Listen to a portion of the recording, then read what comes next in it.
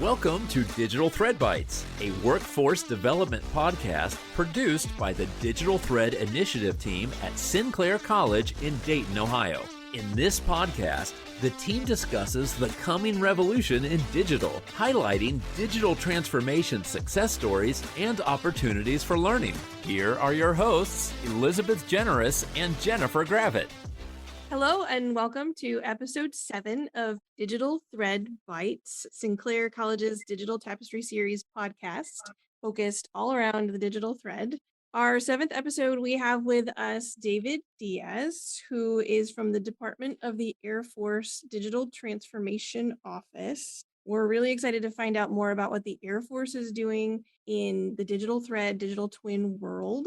And we're looking forward to this discussion, especially because it sets up our 2nd annual Dayton Digital Transformation Summit, which happens May 10th through the 12th. 10th through the 12th here at Sinclair. Yep. So hopefully this gets everyone excited for that also. David, thank you for being here.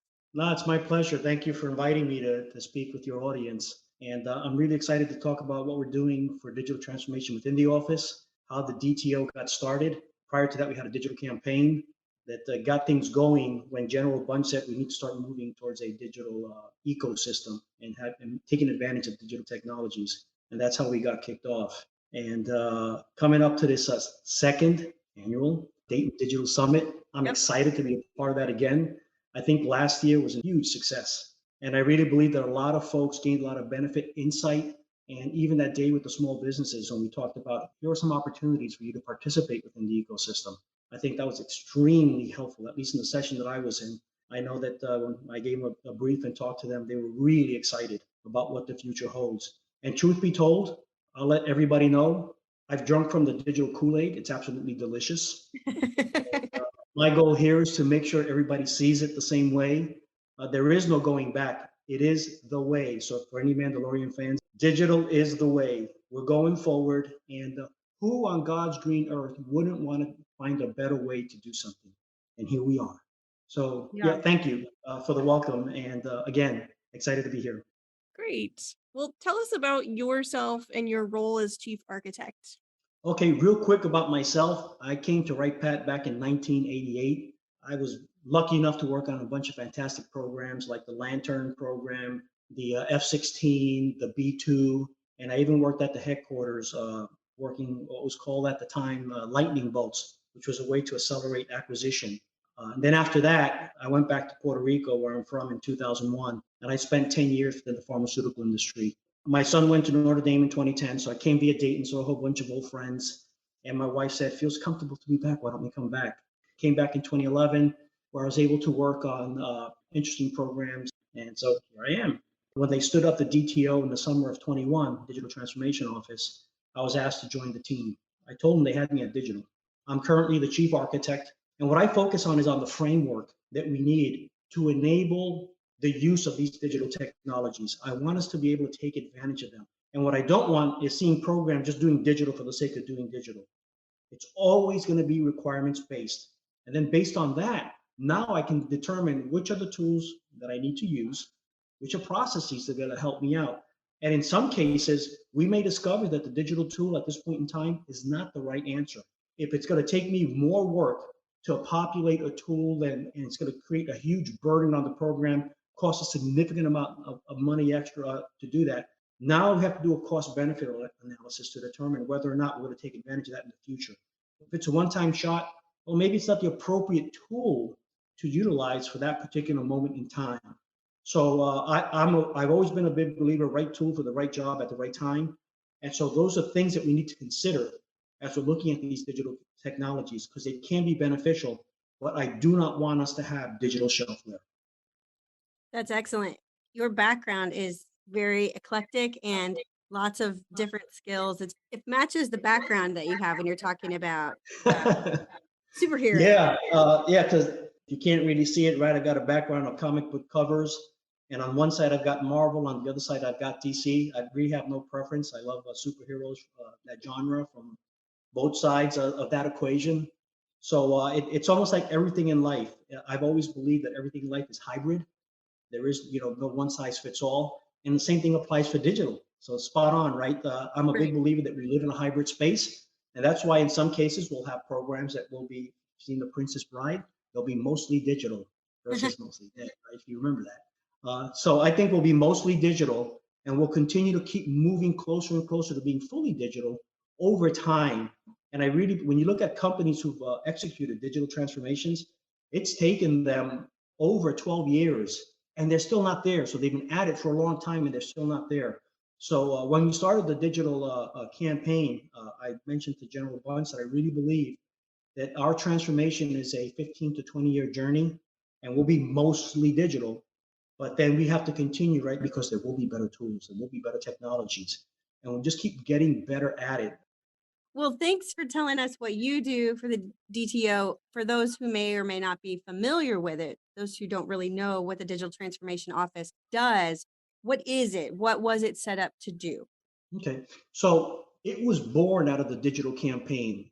Campaigns are meant to get started, set up a framework, and then see what types of actions need to take place. And so the campaign was actually sunsetted last December. So we had an overlap with the DTO and the digital campaign. And so once the digital campaign, we had some actions or some lines that we wanted to execute. Then the digital transformation got set up in the summer of 2021. Now, it was an office that was originally in the Pentagon under SAF-AQ. It was the Digital Engineering and Enterprise Office, I think it was, DEEO. I probably got the acronym wrong. But that office transitioned, the members who were on that team transitioned to become the DTO. A few of those, to include Kyle Hurst, who's the chief for the DTO, came to the Dayton area from DC. And some other members were already here in the Dayton area. So it wasn't a huge transfer of personnel. And the reason they brought it to Dayton was they wanted to get it closer to the execution of our acquisition programs. So that's where it sits. But even though it sits within AFMC, its mission is still to address DAF-wide issues associated with the digital transformation. Space Force is still part of the greater DAF. So we interact with them as well. And so the DTO's vision has always been to enhance fundamentals, think digital first, as I stated earlier, and then try to see how we can collaborate. And I think that's one of the biggest pieces in all of this. It's the collaboration. How do we continue to work together to move faster? And it's my belief that by accelerating acquisition, to me, it's not just about getting to the answer sooner. That's great if we do that, but it's getting to the right answer sooner. And so what we do is we avoid latent defects that later generate contract changes and the engineering change proposals that cost us money, and we gladly pay for that. But if we can avoid that, now we've avoided that engineering change proposal, and I can use that money for new features, new capabilities, and providing services to our warfighters. So that's what we want to do.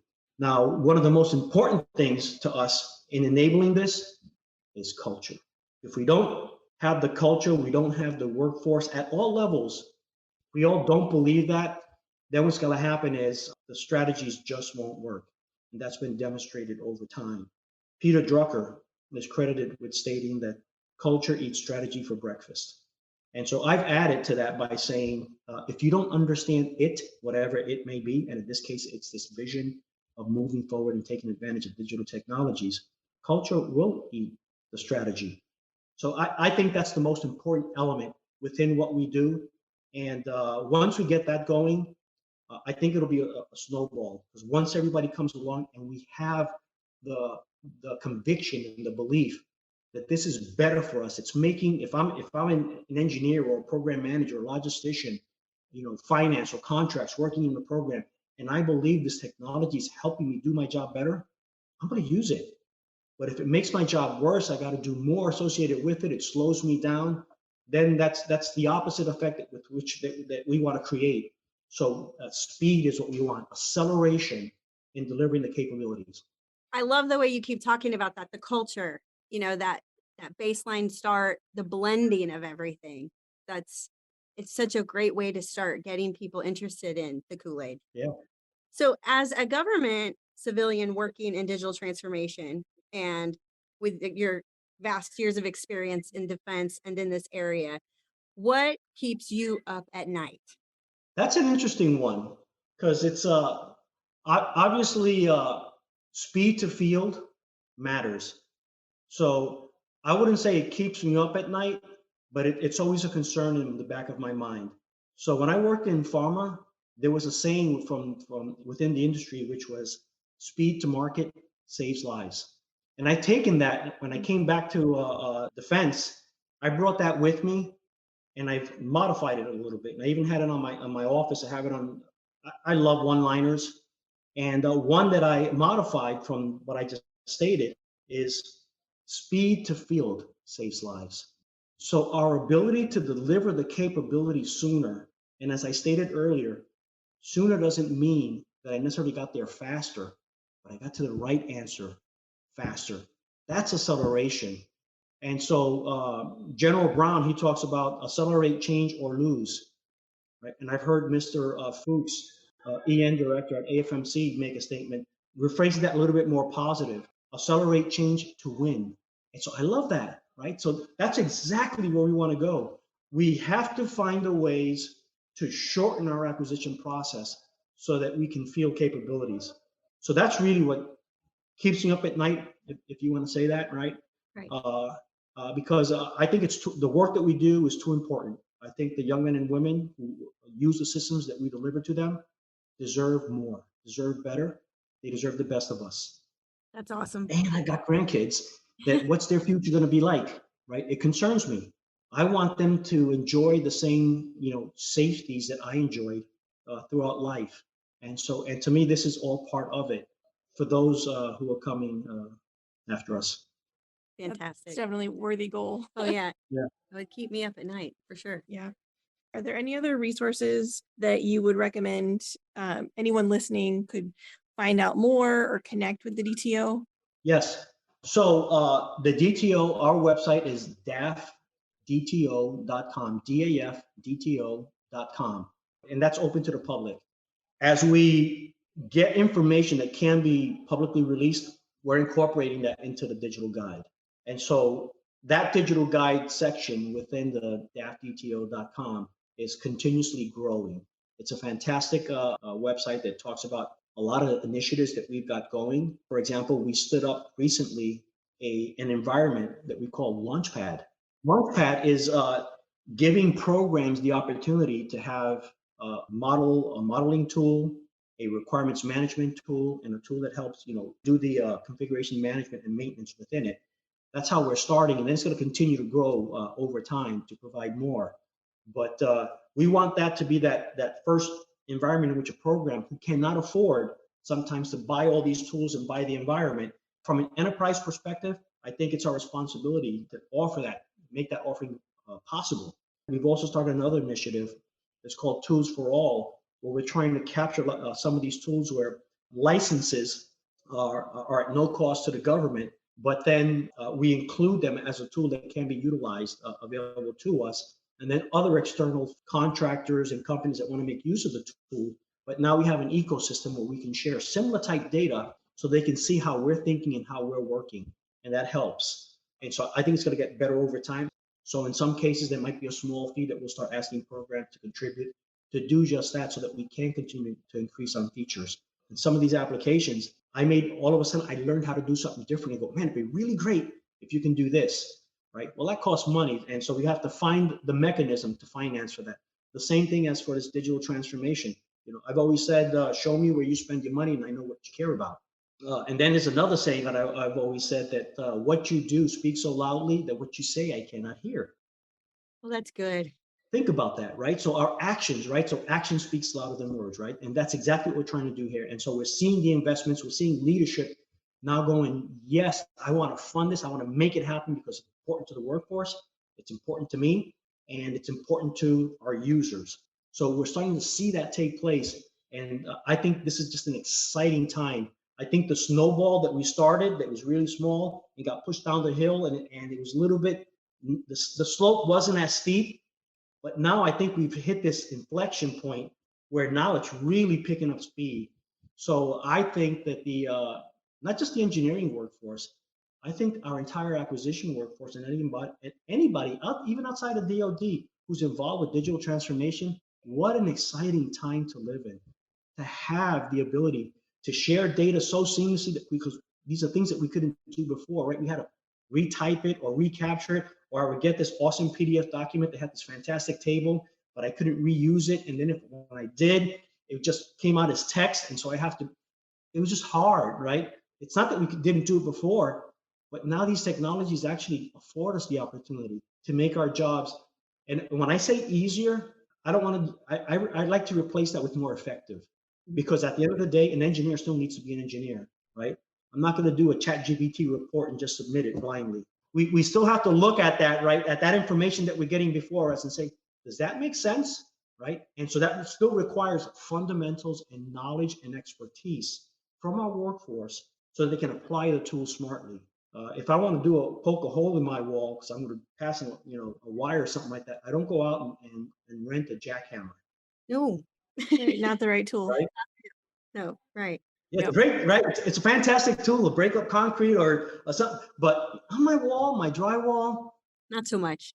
not so much. So these principles apply with digital technologies as well. Right tool for the right job. And I think we'll be extremely successful. And all these things that I mentioned earlier about acceleration, delivering capabilities sooner, I know we will achieve. Well, your passion is definitely contagious. Thank you so much for your valuable insight today. It's been fantastic. You're welcome. And thank you for inviting me. And by the way, to all the listeners out there, don't forget the Dayton Digital Summit coming up May 10th through the 12th. I'll be there. If you see me, come on by and we can chit chat some more. That's awesome. Yep, it'll be at Sinclair, May 10th through the 12th. And you should be able to find registration pages on the Workforce Development website where you find the rest of our recordings. Check out LinkedIn for anybody involved with the summit. David Diaz here, myself, Elizabeth. Thank you, David. We appreciate you being here. My pleasure, and thank you. Before we wrap this episode with David Diaz, I want to share a quick snippet from a video that he shared with us. As we become a digital-first enterprise, unifying our approach is the only way we can elevate all airmen to their greatest potential and overcome technological barriers faster to maintain the Air Force's competitive edge. That excerpt comes from a newly released video by the Air Force talking all about leveraging speed, innovation, and digital methods throughout all aspects of mission execution. You can see that video in its entirety on the Air Force Material Command's LinkedIn page, and we'll also link to that on our LinkedIn pages once this episode drops. Thank you all for tuning in to this episode of Digital Thread Bytes. Thank you for listening.